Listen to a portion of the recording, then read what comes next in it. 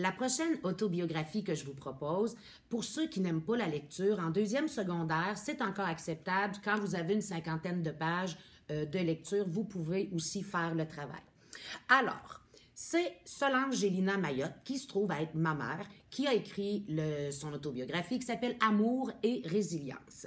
Alors, dans ce livre-là, on va partir un peu de sa jeunesse pour se rendre jusqu'à ce qu'elle est aujourd'hui devenue.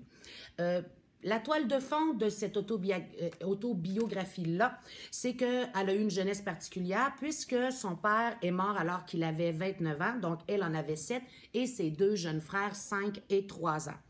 À l'époque, il n'y a pas vraiment d'assurance maladie, alors c'est ma grand-mère qui devait s'occuper de la phase terminale de son conjoint.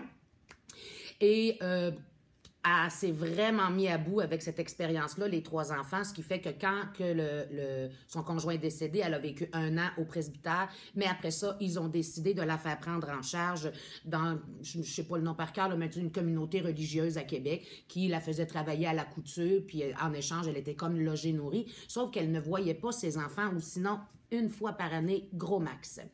Alors, les 3 enfants sont retrouvés dans les orphelinats de Duplessis. Les 2 garçons dans un, Solange dans un autre. Ça a été comme ça jusqu'à leurs 18 ans.